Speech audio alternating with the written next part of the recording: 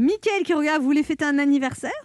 Oui, Anne, enfin, fêter, c'est un bien grand mot. Disons plutôt signaler l'anniversaire de la semaine parce que, mardi, ça faisait 1 an, jour pour jour, que le président Emmanuel Macron a décrété le premier confinement.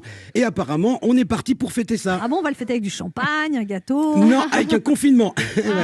J'aurais bien voulu le fêter avec du vaccin, mais on n'en a pas. Vous connaissez la formule de l'oncle Jeannot en ce moment. Certains laboratoires nous font des misères.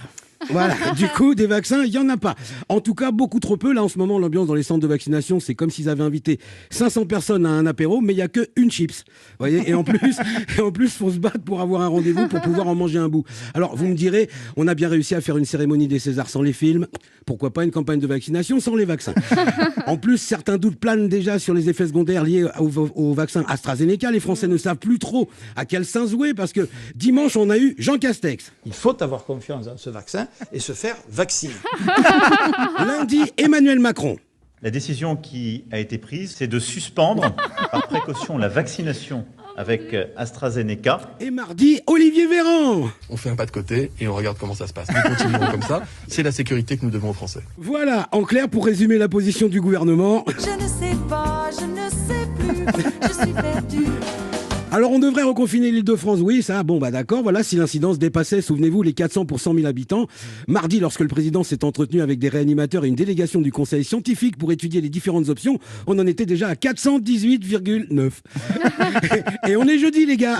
Tic-tac, l'heure tourne. Alors, je voudrais quand même rassurer un petit peu les gens à propos de l'AstraZeneca, c'est important. Oui, il y a eu des thromboses, liées ou pas à la vaccination, on ne sait pas, mais en admettant que ce soit le cas, en Europe, il y a eu une trentaine de thromboses pour 5 millions de personnes vaccinées. Je voudrais mettre ce résultat en parallèle avec un sondage qui date des années 90 auprès de 5 947 personnes auxquelles on avait demandé s'ils avaient eu des expériences ou des symptômes inexpliqués. 119 d'entre elles ont déclaré avoir des symptômes compatibles avec un contact ou un enlèvement extraterrestre. Donc si on fait un ratio et qu'on le rapporte aux chiffres du Covid, il y a 7 fois plus de chances de se faire enlever par des extraterrestres après votre vaccination que de faire une thrombose. Ah ouais. Du coup, vous allez vous faire vacciner à l'AstraZeneca, Mickaël ? Absolument pas. Non, parce que moi je crois aux extraterrestres.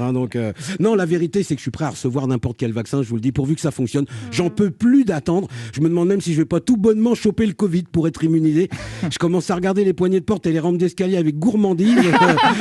Je sens que je vais pas tarder à en lécher une. Alors, mais bon, je prends mon mal en patience. Vraiment, j'attends parce que j'ai bien compris que pour le moment... Certains laboratoires nous font des misères.